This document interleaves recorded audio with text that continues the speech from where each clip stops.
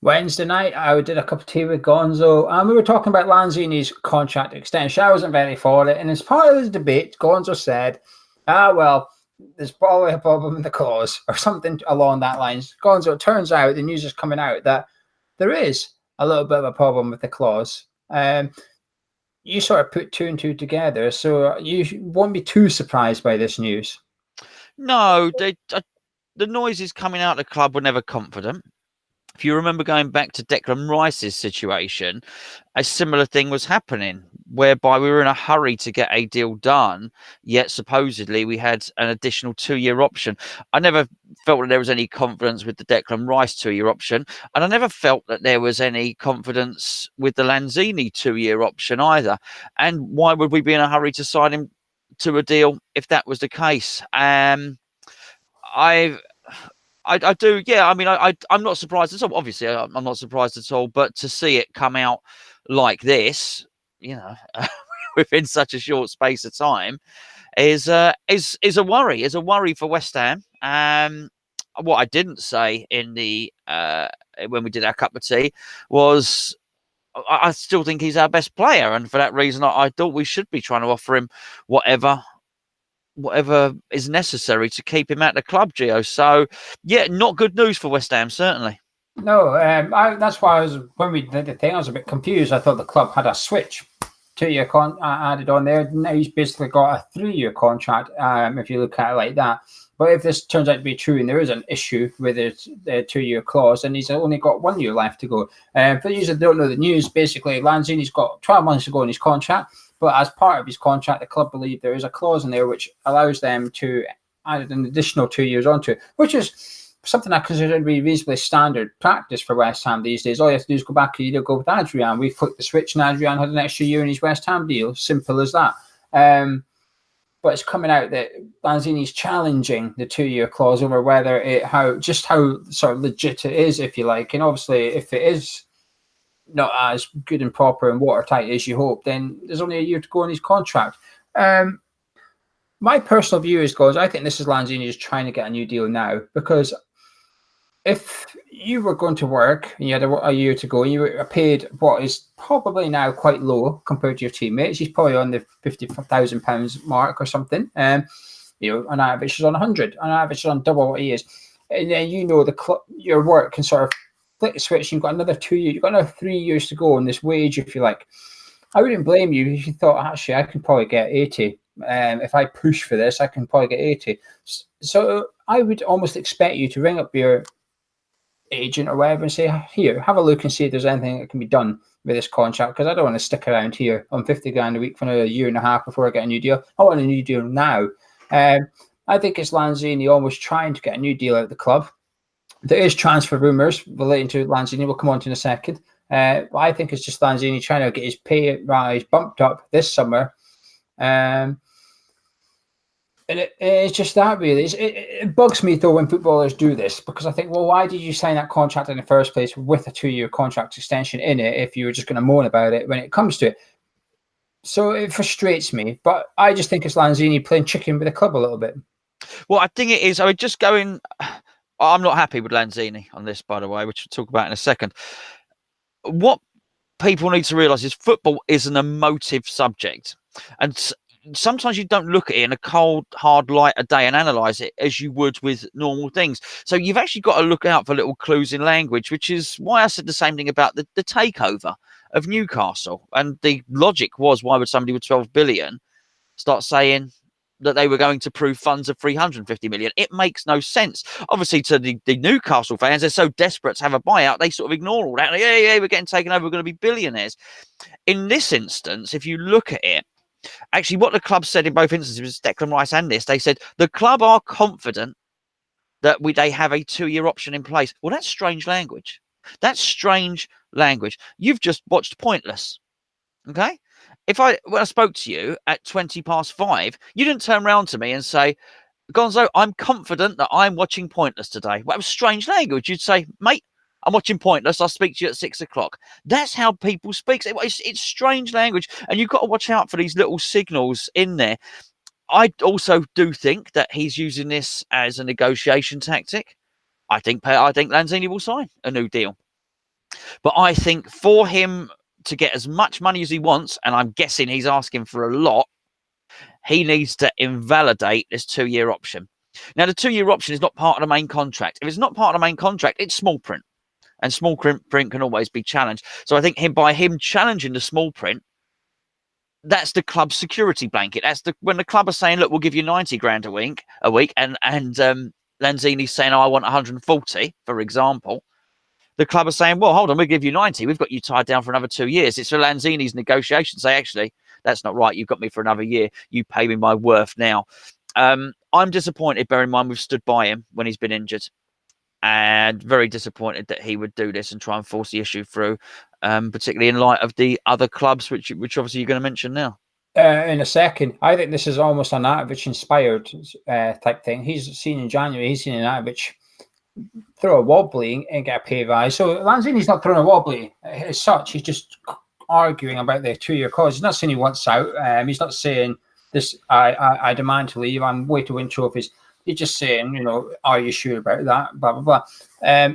This is what happens when you give in to Marko Anatovich. You then set precedent, and now Lanzini's sort of preying on that a little bit and saying, well, when it comes to a game of chicken, you cave. So I'm going to play a game of chicken with you right now, and I'm going to get what I want, probably. And he probably will. But yes, there is talk. River Plate, over in Argentina, the reports are that River Plate would like to sign Manuel Lanzini. Do you think this is genuine, or do you think this is Lanzini's agent? I mean, it's coming out of Argentina. This just, to me, this shows it is Lanzini's agent, because why would River Plate? River Plate's record signing to date is £10 million, okay? You need to triple your record signing in order to get Lanzini, even with 1 year left on his contract. So you don't have the money. You just can't afford him. So it's almost like Lanzini's agent's gone, we need to create a rumour. Well, I've got a contact at River Plate I could possibly use. I've got some Argentinian journalists and going, well, what's the rumour going to be? Well, guess it's going to have to be River Plate, isn't it? You know, Marko Anatovich tried to use his brother tried to use his contacts, etc., etc. And I just think it's almost like poor work through Lanzini's agent. Just second guessing here. Well, I'd agree, and particularly what you say that they can't afford him. They don't. It's not just that they can't. Their record signing as a very low transfer record. There's a reason that everybody comes from South American football and comes to European game. It's because that's where the money is. I guess the link with River Plate is because that's his boyhood club. That's who he loves. Well, I'll tell you what, he'd have to love them an awful lot, because he'd be dropping down to about 20 grand a week or something like that if he went to River Plate. They not only can they not afford the transfer fee, they can't afford his wages. So I just don't believe that at all. It's a strange one.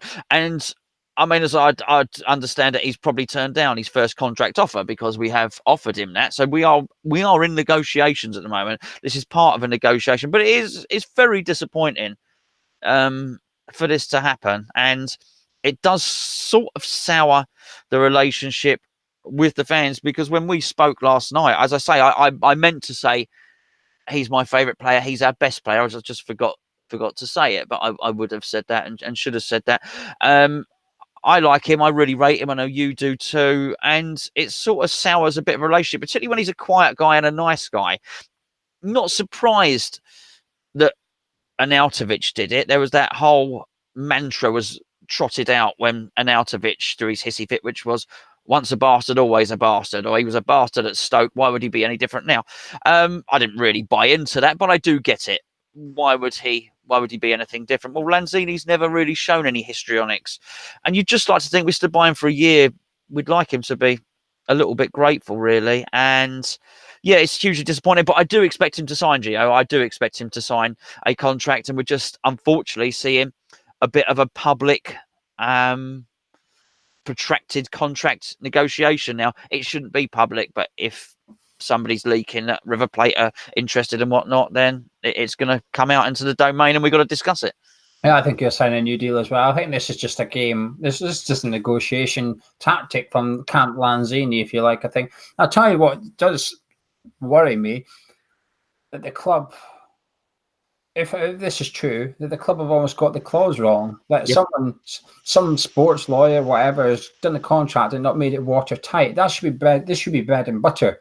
When you're a football club, how many contract negotiations do you do? One a month, maybe, on average? I mean, even signing new players and contract renewals, it's not much. You don't do that much contracts and stuff. Clauses like this are part and parcel of football these days. It's almost like every player you sign, at least one of you have the option. Sometimes as a player, sometimes as a club, sometimes as both. Both of you have the option. Zabaleta had the option on us, and we had the option on Adrian recently. So you'd expect it to be more. This is why I'm surprised. I still, actually, even despite all the rumours and the noise coming out, I still am surprised if this 2-year clause is not legit, if this cannot be sort of put into his contract. But then that's where you go down the road. You've then pissed off a player a little bit, and that his game of chicken's not worked. So he's going to be sitting there with his arms folded on a 3-year deal, a bit unhappy. It's dangerous in a way, isn't it? Because it's a bit like the boy who cried wolf a little bit. You only get one go at this, and if it doesn't work, you're the perfect example. Actually, you've almost just tainted your reputation among the fans and stuff. For what? Because if you don't get your contract increased, then it was for nothing, really, wasn't it? You're no better off. You're worse off, in fact. So I think he will get a new deal. I think the club will bring him up, his pay up a little bit, because it is probably quite low. We signed him from Dubai or wherever it was, from there. So his wages wouldn't have been massive when he come into the club. But yeah, we'll wait and see anyway. So it's just I'm surprised if this clause is not legit, and if it's not, someone needs to be shot, because you have to look at Lanzini as an asset. Lanzini with 3 years on his contract with you, once you flip this for 3 years, 40 million pound player. Lanzini with 1 year on his contract, £20 million player. You've just wiped £15 million of value off an asset of West Ham United, basically. It's a very costly mistake. Any final words and round up, etc., before we disappear? Yeah. I mean, I totally right what you said about it causing a bit of discord between the club and the player. They need to get this sorted out properly, but I do believe the club are confident that the clause is watertight. That I have that's not guesswork at all. But and you would expect so. You would expect so. So he is perhaps chancing his arm, but you're right. The longer they argue it out, then the worse it becomes. And if you remember, they argued it out for quite a while with Declan Rice and played the game. Now, the game with Declan Rice was, hold on, you're a young player. This is what we want to offer you. And then when you've done 20 appearances, we'll look at it. When you've done 50, we'll look at it. You can't play that game with Lanzini. He's 26 years of age. He's an Argentinian international footballer and arguably our best player. So you can't afford, I think that went on with Rice maybe for 3-4 months. It's quite clear that Rice has a huge amount of respect for the club, huge amount of respect for the fans, comes from a grounded family, and you felt he's sensible as well, Rice. He knew at that point he was better off playing every game for West Ham than he was going and sitting in Manchester City reserves or whatever. I don't think we can allow this to drag out for 3 or 4 months with Lanzini, because you just get more and more and more pissed off the longer it goes on. They need to find a balance. They need to find a deal. And let's be honest, if we are saving what we think might be 300 to 400 grand a week on players who are leaving and whose contract is up, let's not get into a silly situation for something that might be a difference of 25 grand a week.